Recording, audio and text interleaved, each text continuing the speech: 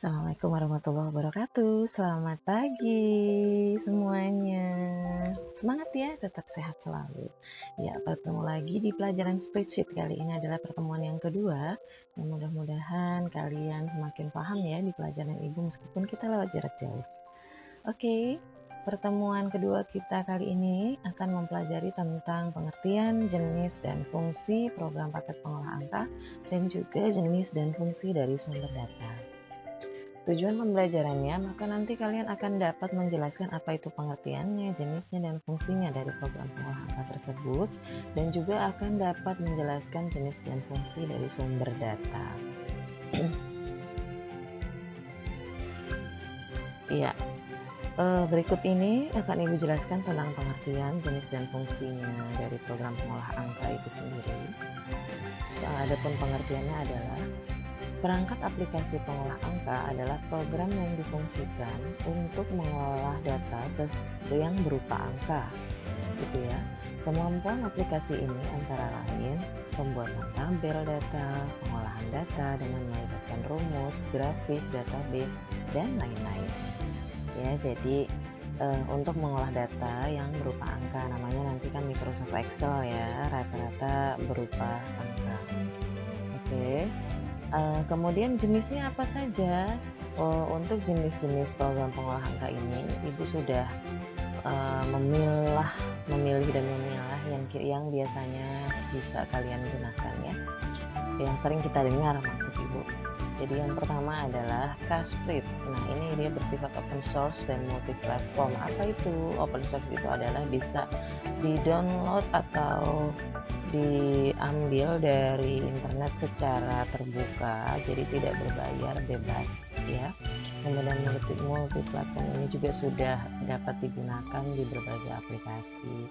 Sama seperti itu untuk StarOffice CALC ini juga bersifat multi-platform. Yang ketiga adalah OpenOffice Calc. Ini sama seperti Casprint tapi ini lebih mudah digunakan ya. Yang keempat adalah Genomeric, yaitu ini berasal dari keluarga Genome, yaitu yang mengeluarkannya dan memiliki tampilan yang user friendly atau Graphic User Interface atau GUI ya.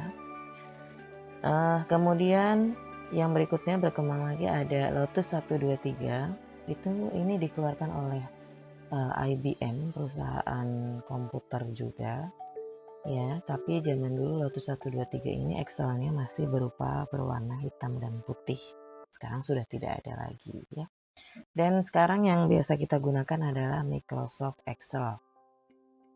Nah, Microsoft Excel ini biasanya dikeluarkan oleh perusahaan Microsoft dan bersifat user friendly dan yang biasa bisa kita gunakan. Nanti akan Ibu ajarkan setelah kalian paham ini semua ya, Nak ya. Berikutnya adalah fungsinya. Apa itu fungsi dari program pengolah angka itu sendiri? Yaitu fungsinya adalah menghitung angka dengan cepat, ya. Yang biasanya kita pakai kalkulator, lama dan sebagainya. Kalau pakai Excel itu lebih mudah dan lebih cepat. Yang berikutnya, yang kedua adalah menganalisis hasil pengolahan angka. Yang ketiga, menampilkan data dalam berbagai jenis tabel. Keempat, memproyeksikan data, gitu. Jadi nanti akan bisa tampil data, grafik, dan sebagainya. Oke, lanjut ya. Sumber data. Nah, kita masuk ke materi sumber datanya, yang kedua ya. Sumber data adalah subjek penelitian di mana data menempel. Sumber data ini bisa berupa benda, gerak, kemudian manusia, tempat, dan sebagainya. Apapun itu, selama itu informasi bisa bermanfaat untuk kita, maka merupakan sumber data bagi kita. Gitu ya. Oke, lanjut. Klasifikasi jenis sumber data. Ini sumber data ini ada data kuantitatif dan kualitatif. Kemudian ini adalah contohnya ya. Data kuantitatif contohnya adalah data interval dan rasio.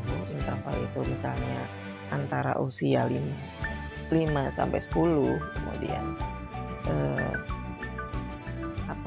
penghitungan di matematik ada interval sekian sampai sekian gitu. Rasio juga sama, itu adalah kuantitatif. Kemudian untuk yang data kualitatif yaitu Untuk contohnya adalah data nominal yang berupa angka, langsung ke angka, bukan interval atau berapa jaraknya, gitu ya. Nah, yang kedua adalah data internal dan eksternal.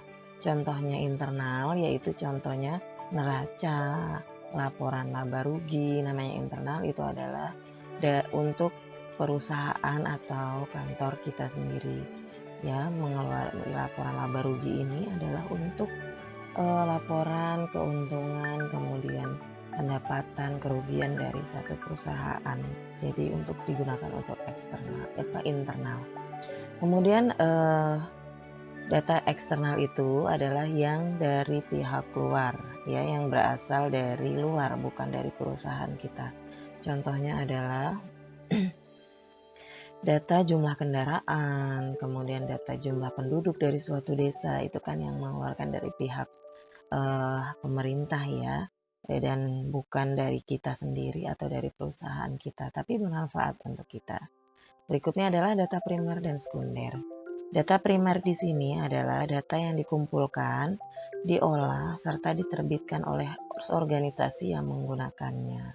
Contohnya, data kependudukan yang dikeluarkan oleh Biro Pusat Statistik, kemudian data pertanian yang dikeluarkan oleh dari Departemen Pertanian dan sebagainya. Jadi memang itu sangat berguna untuk kantor tersebut, data primer, tapi berguna juga untuk kita, gitu ya.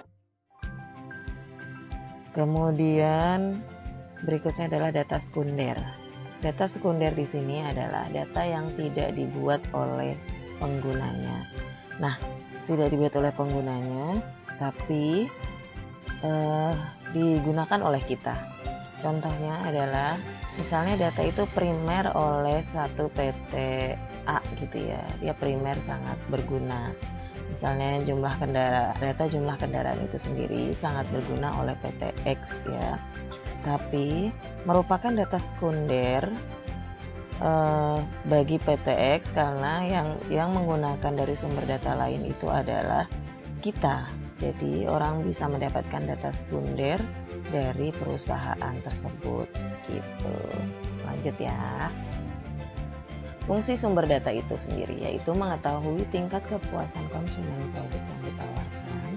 Yang kedua, mengetahui apakah proses produksi masih berjalan atau tidak. Yang ketiga, mengetahui gambaran perusahaan sekarang, itu juga bisa dari sumber data. Kemudian yang keempat adalah mengambil keputusan dan kebijakan dari perusahaan itu sendiri. Ini Ibu ambil hanya beberapa, sebenarnya banyak sekali, tapi yang Ibu rangkum adalah 4 poin di atas ini tadi ya nak ya. Nah, sekarang Ibu akan memperkenalkan Microsoft Excel. Mudah-mudahan kalian memang sebelumnya sudah melihat ini ya, pasti sudah, Ibu yakin itu ya. Apakah kalian tahu tentang istilah berikut ini? Ada sel sudah pernah? Oke, sudah pernah dengar ya. Kemudian sheet? Oke, pasti sudah, karena ada di dalam Microsoft Excel. Worksheet juga sama. Kolom? Iya, kolom itu nggak hanya di pelajaran spreadsheet. Border? Title bar? Kita lanjut ya. Mudah-mudahan kalian tak paham itu semua. Nah, ini dia. Ini adalah layar, ini masih yang 2007 ya nak ya. Kalau 2010 hampir sama, hanya di sini diganti dengan file, tulisan file. Kalau ini 2007 adalah masih berbentuk gambar seperti ini. Oke, berikutnya ini adalah untuk office button atau filenya. Kemudian ada selnya, ini sel A1. Nah, ini selnya, sel A1. Kemudian range-nya, kalau range itu adalah gabungan dari beberapa sel. Sedangkan sel adalah pertemuan antara baris dan kolom, gitu ya. Nah, kalau range adalah gabungan dari beberapa sel karena di blok antara A1 sampai C5 misalnya, itu di blok. Gitu ya, ini title bar-nya adalah untuk judul dari Microsoft Excel. Nah, kalau ini adalah kolom yang A, B, C, D, E ini disebutkan kolom.